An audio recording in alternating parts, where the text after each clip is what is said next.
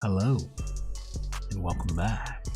Yo, what is going on, guys? I kind of want to speak on a touchy topic today. If you guys have not been following or keeping up on Twitter, there's a lot of people coming out, a lot of sexual harassment accusations, sexual assault accusations, and I kind of want to branch off of there and even talk about some false rape accusations and what it can cost somebody, because it truly is astronomical just how much damage something like that can be done, cost them their career or job, friends, family, after what they think about you, after this has been going through court, you've been wrongly convicted, your brand, your image, that's something you've built off the ground, cost you sponsors, you name it, man, and you are wrongfully accused or convicted. It can be just so damaged. I'm gonna give you guys quite a few cases of how something like this has happened. More specifically though, to start out with, I like to focus on Angry Joe's case. He was accused of sexual harassment and sexual assault. Basically, he released some DMs, he lawyered up. It was a lie. That's not how it went down. Joe definitely got METOO'd,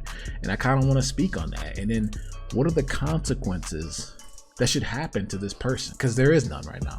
There is little to no consequences of what happens to this person. So let's speak on that. For those that you don't know, Joe was accused of sexual harassment and sexual assault. This person said that basically Joe was being very predatory. There was a point in her statement where she said Joe had her pinned up against a wall, I believe. Basically, it was sexual assault and sexual harassment. Now she's saying that she never even accused this person of sexual assault, twisting her story a little bit more now to fit the narrative. It would really suck if the facts are saying yes and then this person had to go through some shitty experience. But right now, the facts are saying yes, this person is lying. For those of you who don't know, Joe was at an event. I don't know which one, Twitch event, PAX event, I don't know, some con, and he met this girl. I'm gonna go to the DMs right now. I went to Mr. H Reviews channel where I originally watched the video, and these are the direct messages. So if you read the first one, hey Joe, I'm so glad to have met you. I was actually the crazy lady dressed to impress. I'm definitely trying to stop by your panel tomorrow. I hope we can meet up again, maybe with less alcohol and more time to talk involved. She reached out to him after meeting him in person. It definitely sounded like she wanted to get to know Joe a little more. And Joe replies, of course, actually, you were such a cutie in your 80s girl. I love the theming. Just got myself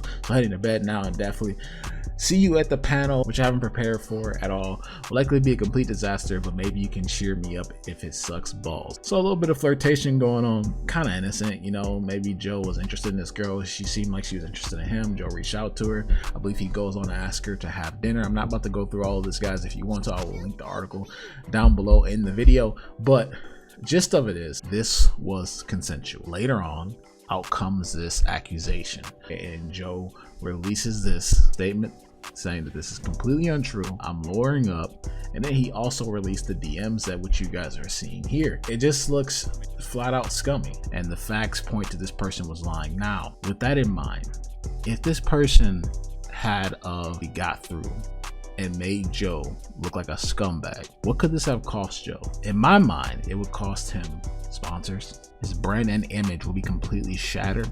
His subscribers would have been draining down the Nile River like it was no tomorrow. He would probably have been getting attacked all over social media. You got friends, family, probably who would think different of you. He could have got sued. You name it, bro. I'm gonna provide some examples of how this should happen to other people, but this is one of those things where it's like Joe could have lost a lot here, man. He's been on this platform, YouTube in particular, for years. He has the subscriber count and probably the team behind him now to show for it, man. He has made a name for himself. So with all of it up to bat, she could have put years of Angry Joe's work just down the drain like that.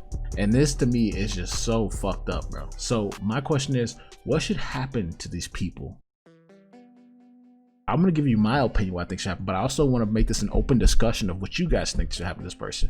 Because in my mind, I feel like that everything that you were going to cost this person should just reverse it, right? I feel like that should be fair.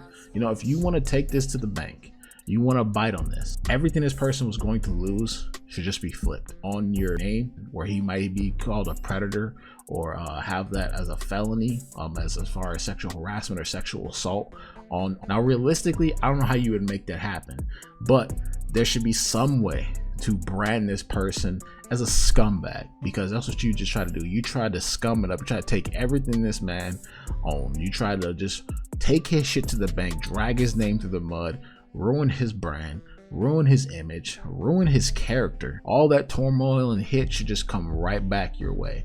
But I genuinely want to know what you guys think about this, because on the flip side of this, there is a hindrance here. Because if females or men couldn't prove the accusation, or couldn't prove the rape, or whatever the case may be, they may be scared to come out and speak on this now. Because if there are consequences, if they don't have the proof, now you're talking about something a little bit sketchy, because they're at risk now just for speaking out. The whole point of this is to speak out when it's the truth, not ruin people's lives because, I don't know, maybe you're mad someone cheated, maybe you just don't like this person, maybe whatever the case may be, man. Who the fuck knows what your intentions are when you try to fucking falsely accuse someone of rape, sexual harassment, or sexual assault? I have no clue what the fuck that person's intentions are, but I will say it is incredibly fucked up, man. With that in mind, let's go through some cases that really stood out to me, that I looked up, man, where I was like, bro, this is fucking crazy. First one I want to talk about was this one that stood out to me.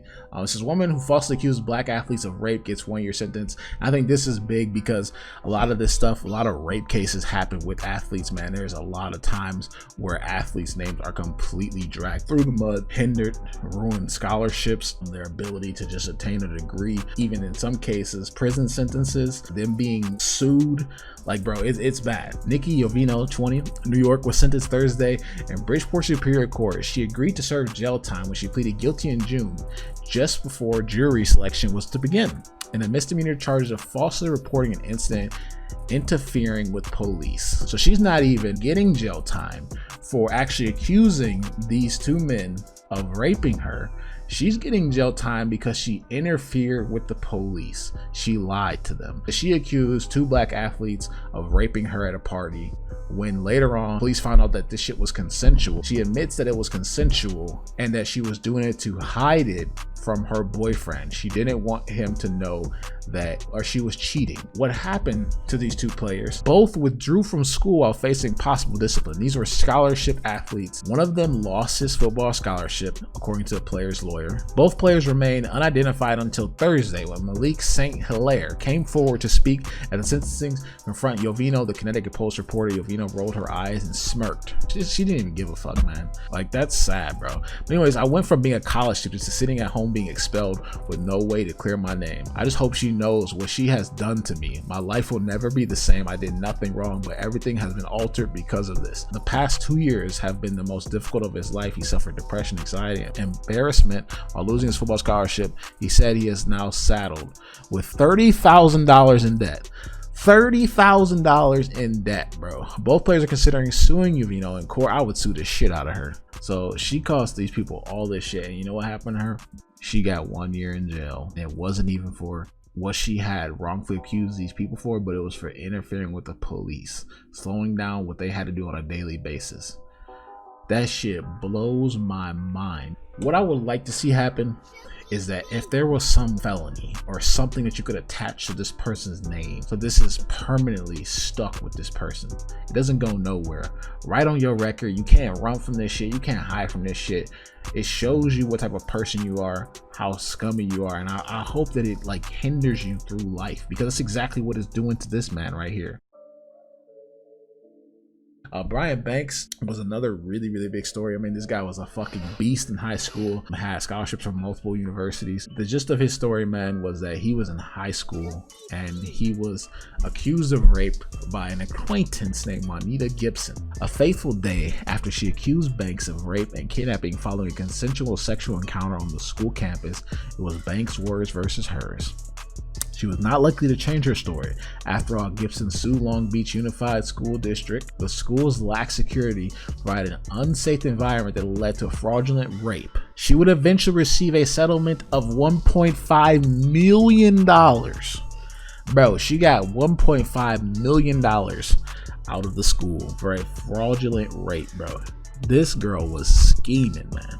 Brian Banks was faced with an impossible decision at the time. Either fight the charges and risk spending 41 years to life in prison, or take a plea deal and spend 5 years of actual prison confinement.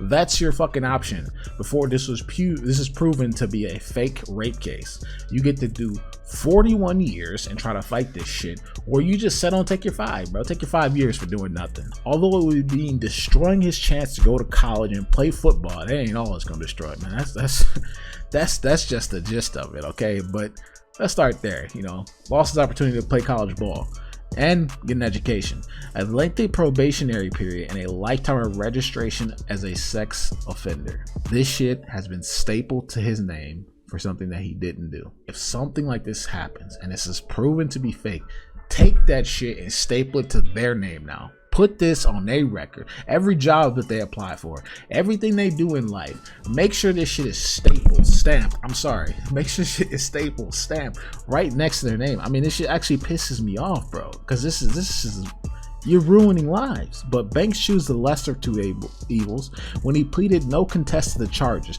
Nearly a decade after his conviction, Gibson recanted her statements and has acknowledged she fabricated the whole story. But I would love to know what you guys think about this. What do you guys think the punishment should be, man? How can we find a healthy balance so people are still comfortable coming out and speaking on some incident that happened to them without being punished, but then also putting away these scumbags who are dragging people's names to the mud? But that's gonna do it for me, guys, man. If you guys enjoyed the video, make sure you smack that like button and make sure you subscribe for more content like this. That's gonna do it for me, guys. I'm out. Peace.